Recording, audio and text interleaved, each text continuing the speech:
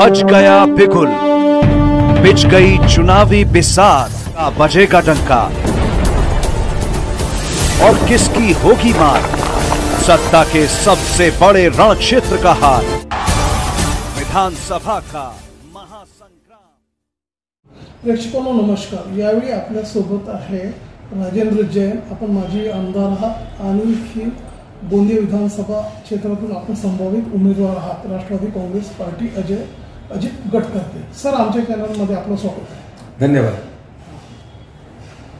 Sir, आम्ही आपल्याकडे जाणून घेऊ की आता गोंदिया विधानसभा जे क्षेत्र आहे कशा प्रकारचे इथे समीकरण सुरू आहे, काय मोर्चे बांधणी आहे, कशा प्रकारची तयारी आहे, काय विकासाचे मुद्दे आहेत त्याबद्दल। गोंदिया विधानसभेमध्ये राष्ट्रवादी काँग्रेस पार्टीच्या माध्यमातून माननीय खासदार प्रफुल्ल पटेल साहेबांच्या नेतृत्वामध्ये आम्ही काम करत आहोत आणि पक्षाचे प्रत्येक कार्यकर्त्याची विकासाचा एक दृष्टिकोन घेऊन सर्व कार्यकर्ता आणि राष्ट्रवादी काँग्रेसच्या लोकांची इच्छा आहे की यावेळी आपण गोंदिया विधानसभेमध्ये राष्ट्रवादी काँग्रेस पार्टी महायुतीच्या घटक म्हणून घडी चिन्हावर निवडणूक लढली पाहिजे। यासाठी सर्वांनी खासदार प्रफुल्ल पटेल साहेबांकडे मागणी केली आहे, पण राष्ट्रवादी काँग्रेसचे मोठे नेते प्रफुल्ल पटेल साहेब आमचे निर्णय करणारे नेते आहेत। त्यांनी जे निर्णय केला ते आम्हाला मान्य राहील आणि महायुतीसाठी आम्ही प्रयत्न करणार। महायुतीचे उमेदवार निवडून आलेच पाहिजे। या राज्यात पुन्हा महायुतीची सरकार येणार आहे। महायुती सरकारने चांगल्या पद्धतीचा विकास केलेला आहे आणि राज्याचे वित्तमंत्री उपमुख्यमंत्री अजितदादा पवार, देवेंद्रजी फडणवीस साहेब आणि माननीय एकनाथ शिंदे साहेबांची सरकारच्या माध्यमातून अनेक योजना राज्यात आता सुरू झालेली आहे। या माध्यमातून लोकांमध्ये एक उत्साहाचे वातावरण आहे आणि सर्वात जास्त आम्ही हे जे माझी लाडकी बहीण योजना याच्याबद्दल ज्या पद्धतीनं काम सुरू आहे राज्य पातळीवर आणि ज्या पद्धतीने माननीय अजितदादा पवार बोलले की रक्षाबंधनच्या पूर्वी आमची लाडकी बहिणा यांच्या खात्यात पैसे येणार आहे, याच्याही फार उत्साहाचं वातावरण आहे। आणि गोंदिया जिल्ह्यात माननीय खासदार प्रफुल्ल पटेलच्या माध्यमातून जे धानाचा बोनस, सिंचन सुविधा हे महत्त्वाचे विषय आहे आणि धानाच्या बोनसबद्दल जे काम आम्ही केलेलं आहे त्याचा चांगला प्रतिसाद आम्हाला मिळणार आहे आणि त्याच्यापेक्षाही जास्त आज गोंदियावरून जे इंडिगोची विमान सेवा आहे, अमृत भारत योजनामध्ये गोंदियाच्या रेल्वे स्टेशन आहे, खासदार प्रफुल्ल पटेल आणि आमच्या माध्यमातून विदर्भ, महाराष्ट्र आणि बरौनी एक्सप्रेस सारखी ट्रेन इथून चालत आहे। गोंदिया जबलपूर हे मोठी लाईन झाली, गोंदिया ते चंद्रपूर मोठी लाईन झाली। हे विकासाचे सर्वात मोठे मुद्दे आहेत आणि सामान्य माणसासाठी आरोग्याचा एक मोठा मुद्दा आहे की गोंदियामध्ये मेडिकल कॉलेज चांगला झाला पाहिजे।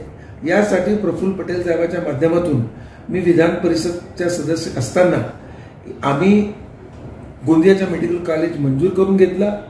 काही कारणास्तव डिले झाला, पण यावर्षी 11 फरवरी 2024ला राज्याचे माननीय मुख्यमंत्री महोदय आणि देशाचे माननीय उपराष्ट्रपती महोदय आले आणि खासदार प्रफुल्ल पटेल साहेबांच्या माध्यमातून त्याचा भूमिपूजन झाला आणि शानदार 3 वर्षात गोंदियाचा मेडिकल कॉलेज पूर्ण होणार आहे। हे एक मोठा विकासाचा मुद्दा आहे। सर्वसाधारण जे लोक आहे हे शेतकऱ्यांचा जिल्हा आहे, धान उत्पादक शेतकऱ्यांचा जिल्हा आहे। याचा सर्वात मोठा आज ढापेवाडा सारखा, बावनथडी सारखा, गोसीगुट सारखा जे प्रकल्प आहे, सिंचन प्रकल्प, यासाठी ज्या पद्धतीने प्रफुल्लबाईंनी काम केला त्यांच्या माध्यमातून या गोंदिया विधानसभामध्ये, गोंदिया तालुक्यामध्ये प्रत्येक क्षेत्रात पाणी गेलं पाहिजे यासाठी एक चांगली योजना चर्चा करून आम्ही करणार आहोत। अदानी सारखा एक उद्योग ज्यामध्ये कमीत कमी 3-4 हजार लोकांना काम मिळालं। दुधाचा उद्योग त्यांच्या माध्यमातून एक शेतकऱ्यांना ट्रेनिंग, दूध परचेस करून शेतकऱ्याचा कसा भला होऊ शकते अशा पद्धतीचं काम त्यांनी सुरू केलं आहे। असा गोंदिया तालुक्यामध्ये एक चांगला प्रोजेक्ट आला पाहिजे आणि आमचे जे युवा सहयोगी आहे, साथी आहे, त्यांना पण काम मिळालं पाहिजे। या पद्धतीनं एक विकासाची गती गोंदिया शहराचा कसा चेहरामोहरा बदलता येतील याबद्दल कोणत्या पद्धतीने काम करायच्या याची एक चांगली योजना आम्ही केलेली आहे आणि त्या पद्धतीने आम्ही समोर जातो। निश्चितच जैन साहेब, आपण जे विकासाचे मुद्द्याबद्दल बोलले आणि बरेचसे विकासाची कामं आहेत ते पाईपलाईनमध्ये आहे, ते पुढे ते गतिमान होणारच आहे. परंतु आपण गोंदिया विधानसभाच्या क्षेत्र बघितलं तर इथे चुरसची लढत आहे. आणखी महायुतीमध्ये घटक पक्ष जे राष्ट्रवादी अजित गट आहे त्यांना ही सीट जाणार आहे. तर मला सांगा पुढची काय योजना आहे आपली, त्याबद्दल सांगा. आता निवडणूक म्हटलं की ते चुरूस राहतेच. आणि जे तुम्ही म्हटले याची कोणती माहिती माझ्याकडे नाही. तुमच्या जे एक मोठे जर्नलिस्ट म्हणून तुमचं म्हणणं आहे की हे सीट राष्ट्रवादी काँग्रेसकडे जाणार, याची कोणती माहिती वरिष्ठाकडून आम्हाला माहीत नाही. आम्ही पक्षाच्या गावी जाऊन गोंदिया शहरात आणि प्रत्येक गावात जाऊन पक्षाचं संघटन मजबूत करत आहोत. आणि आमचे जे युतीचे जे पक्ष आहेत त्यांच्याशी पण आमचे चांगले संबंध आहेत. आम्ही महायुतीमध्ये काम करणार आणि मागच्या लोकसभामध्ये चांगल्या कोऑर्डिनेशननी महायुतीच्या लोकांनी काम केलं.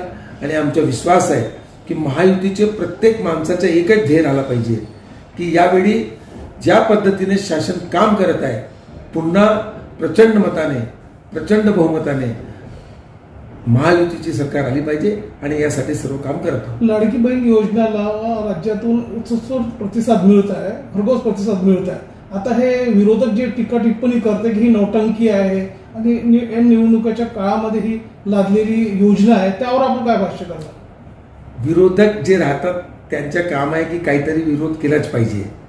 मी ज्या पद्धतीनं राज्याचे मुख्यमंत्री आणि राज्याचे वित्तमंत्री माननीय मुख्यमंत्री अजितदादा पवार प्रत्येक दिवस की ही योजना कोणत्याही पद्धतीमध्ये बंद होणार नाही, या योजनेसाठी कशा पद्धतीनं बजेट लागणार, कशा पद्धतीनं बजेटचा प्रोव्हिजन केलेला आहे ते प्रत्येक दिवशी सांगत आहे.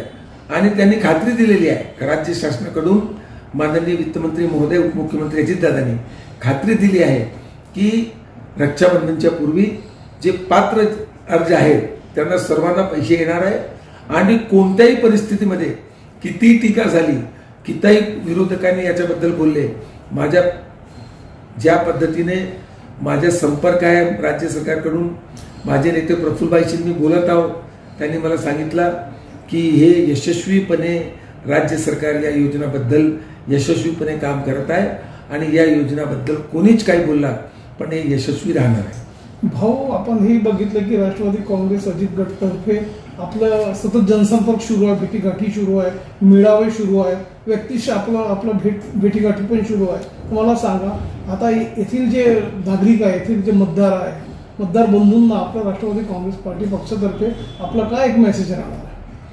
मी सर्व जे मतदार बंधू, माझे सर्वसामान्य, आमच्यावर प्रेम करणारी पूर्ण जनता यांना मी हेच सांगत आहे आणि त्यांच्याशी माझी एकच विनंती आहे की तुम्ही आपल्या वतीनं प्रफुल्ल पटेल साहेबांचे काम पाहिलेलं आहे आणि राष्ट्रवादी काँग्रेस पार्टीच्या माध्यमातून ज्या पद्धतीने ते काम करतात आणि त्यांच्याबरोबर त्यांनी आम्हाला ज्या पद्धतीमध्ये कामामध्ये लावलं आहे, आम्ही एकच म्हणजे सर्वांना या आमच्या राज्याची जनता असो, आमची विधानसभेची जनता असो, आमचे दोघे जिल्ह्याची जनता असो, त्यांच्याशी एकच आम्ही विनम्रतापूर्वक त्यांना माझी विनंती आहे की जे काम करणारे लोक आहे, ज्यांचं विजन क्लिअर आहे, जे विकास करू शकतात आणि डेव्हलपमेंटचे प्रत्येक मुद्द्यावर ज्यांचं विजन आहे, असे लोकांना प्रतिनिधित्व दिलं पाहिजे. प्रेक्षकांनो, हे होते राष्ट्रवादी काँग्रेस अजित गट तर्फे